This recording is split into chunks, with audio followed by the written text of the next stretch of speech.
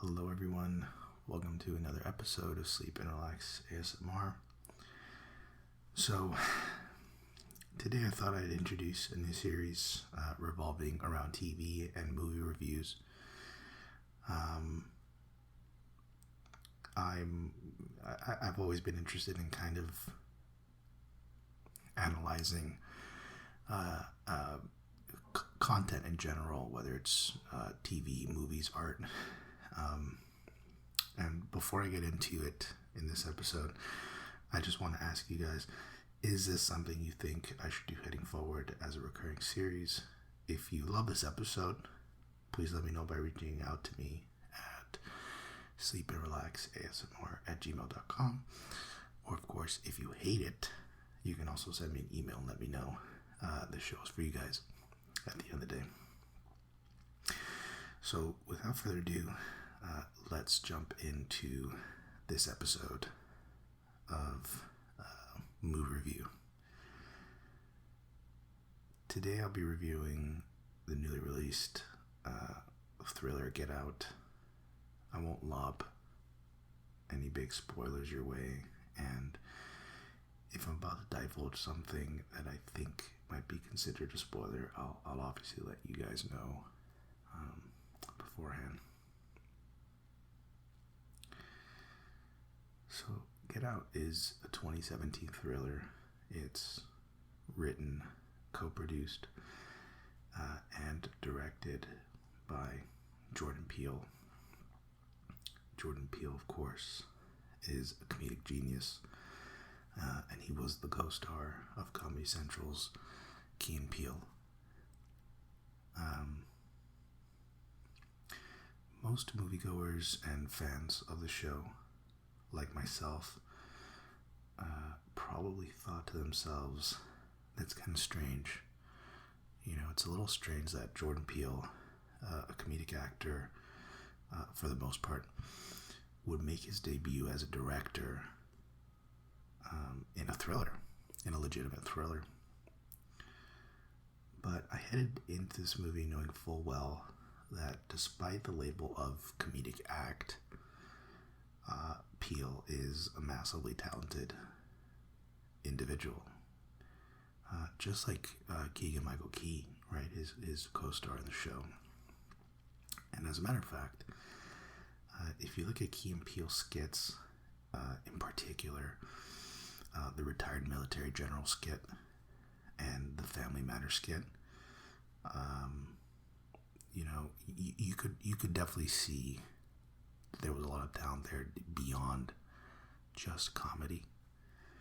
In the first skit I mentioned, retired military general, Peele plays a retired military general, and of course it's comedy, but you can see his range. And in the Family Matters skit, Peele does an impression of Reginald VelJohnson. I mean, watch those skits and tell me that Peele doesn't have serious range and ability outside of comedy. But tying it in to Get Out, the movie stars Daniel Kaluuya, I hope I'm saying that right, Allison Williams, Catherine Keener, and Bradley Whitford. And the premise of the movie goes like this.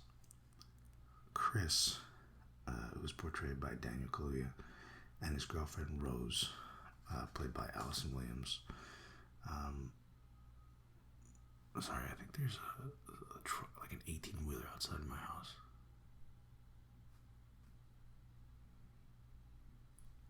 Okay, it seems like it might have stopped. So Chris and Rose are our protagonist, and they're at a point in their relationship where they're ready to take it to quote unquote the next level. And that entails a trip where Chris is going to meet Rose's family. And of course there's an issue, which is Chris is black, and he makes it a point to ask whether her family knows this, to which she answers no, and that it shouldn't be a problem. Chris agrees to meet her family on the weekend trip and discovers once they get there that this weekend is also going to be, it coincides with this massive family gathering. Everything at first seems totally normal and easygoing, but the trip takes a series, of strange and disturbing turns along the way that Chris could have never imagined heading into the trip. And I won't go any further than that because I, again, don't want to spoil anything in particular. So my initial impressions of the movie are as follows. It's wildly fresh and unique in terms of its take on thrillers. My view is that most thrillers you've seen recently all share very similar elements. A boy meets a girl, they face a danger, there's a supernatural presence that's kind of affecting them, or some almighty being, and then there's some widget or device or something of that nature that helps lift a curse or saves them, so on and so forth. My point is there are elements from thrillers that overlap with each other, but that's not really the case with Get Out. The elements in the movie aren't really like any other thriller I've seen. And you also can't predict. You might think you know the next step of the movie, but there were a couple of times where I thought I knew exactly what was going to happen next because, I've seen thrillers before. But the film just continued to surprise me at every corner. And so I thought, again, really interesting and really fresh take on thrillers. You get your occasional violence, you get your occasional gore, but it doesn't depend on it, and it doesn't depend on, again, these like cliche moments that thrillers will frequently lob to the audience. Secondly, I thought the acting was very good. I thought the lead characters achieved what I think they were trying to achieve. The film looked great. And interestingly enough, I think the strongest component of the film was actually the sound and the music. The film places some really great music and sound to help dictate a certain scene. And great films, they try to really allow sound to dictate the way an audience is supposed to feel. And in movies, for example, like Suicide Squad, sometimes the sound can have a negative effect because it becomes distracting.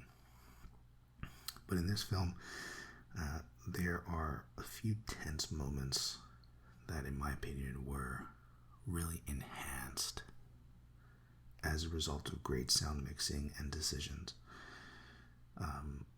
So again, in terms of the acting, the way the movie looked on screen, and the sound, I give it a pretty big thumbs up, and again, a double thumbs up on the sound. There's one scene in particular where, without spoiling anything, Chris is experiencing a very surreal or supernatural event to himself, and the way that the film manages to sort of portray what it looks like, I thought was incredible. It looked great. And then the sound that accompanied it, it made you feel anxiety. It made you feel like this was really happening, and that you can almost picture yourself going through that, and it made it that much scarier.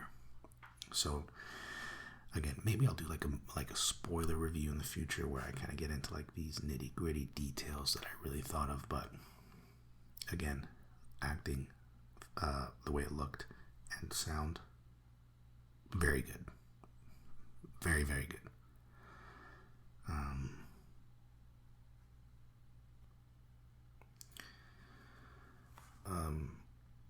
So moving on to the next point, the film itself is quite thought-provoking because part of the fear and horror in the movie surrounds around racial tension, in particular white liberal racism, or stereotypical behavior that minorities experience, that other members of society, likely have never had to deal with or even think of. Again, without giving too many details, there's a scene in particular where Chris and Rose are pulled over by a cop, and the cop is friendly with Rose, who is an attractive white female. But once he notices Chris, he decides to ask for his driver's license, which creates a sort of foundation for a theme that becomes more prominent and more obvious as the film goes on, which kind of leads me to a criticism of mine of the film, which was, I thought at times the film tried to really beat this theme over the audience head in an ineffective way. And by that, I mean that some of the dialogue sounded forced or just not natural, and so it felt as if the film was trying to reinforce this idea of interracial tension, systematic oppression, and at times it felt so forced, in my opinion, that it took away from the film, because I was literally distracted thinking about that theme that they were trying to sort of lob to the audience for their consideration, and they were just trying to make it stick around each corner.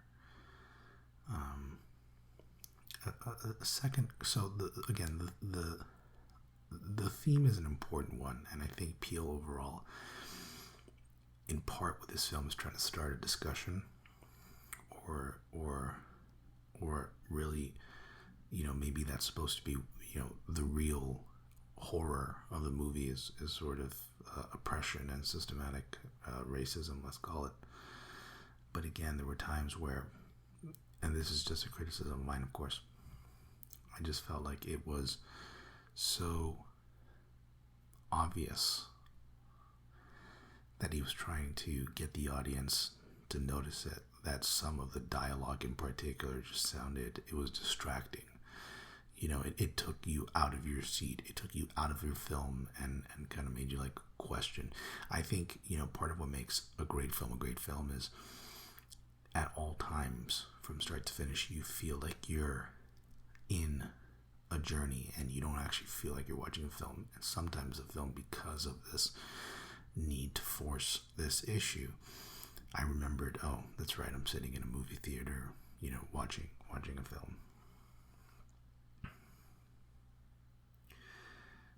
A second criticism, or definitely something that I'm a little conflicted on, it relates to the tone of the film.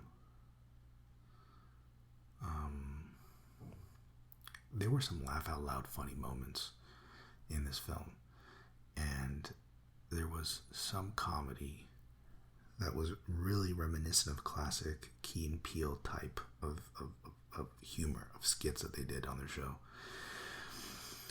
But there were also moments where the comedy and humor bled into more serious moments of the film.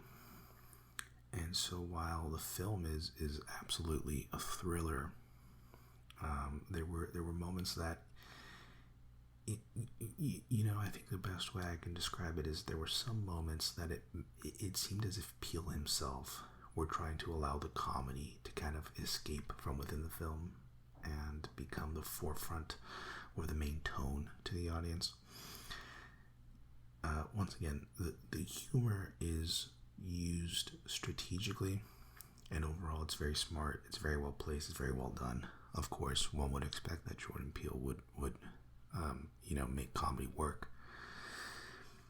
But I thought the tone was going for more of a traditional thriller, and then all of a sudden the tone would kind of conflict. And so there were occasional moments where I was thinking to myself, okay, this is definitely a thriller, but am I supposed to find that funny? Am I supposed to find that scary? Am I supposed to find it chilling?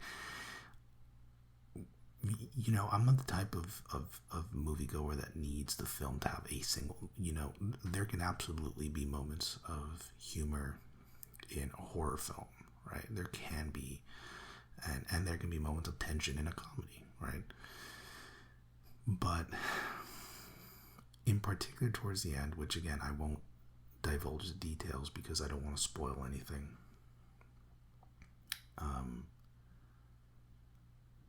There were some moments where, again, especially towards the end of the film, where the humor and the horror and the scary and the thrills, they kind of meshed into one. And so I had no idea what am I supposed to feel? A chilling conclusion, a comedic finish.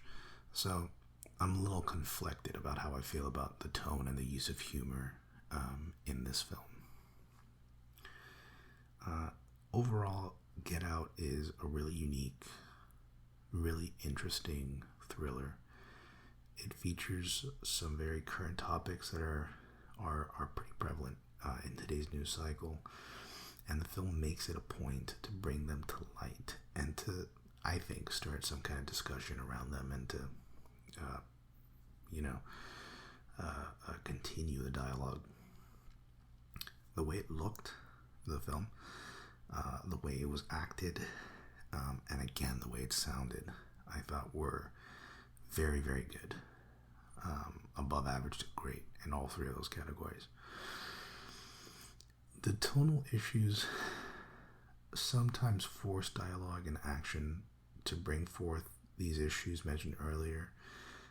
Left me distracted at times, but it wasn't enough to make this film any less enjoyable or great in my perspective. And I'm flipping over here on my notes to see if I have anything else. So overall, I would give Get Out an A. It's a very impressive debut for Jordan Peele as a director, and overall a really captivating, modern, and flat-out entertaining film. But that's my opinion. What do you guys think? What's your review of Get Out? Did you like it? Did you dislike it? Get in touch with the show and let me know. And again, if you guys like this movie review series and want me to continue doing it, let me know by reaching out to SleepandRelaxASMR@gmail.com and check out our website at SleepandRelaxASMR.com. If you're confused about the spelling, just check out the show notes on whatever, iTunes, Stitcher, SoundCloud, and the links will be there. That's all for now. Thank you guys as always for listening, and take care.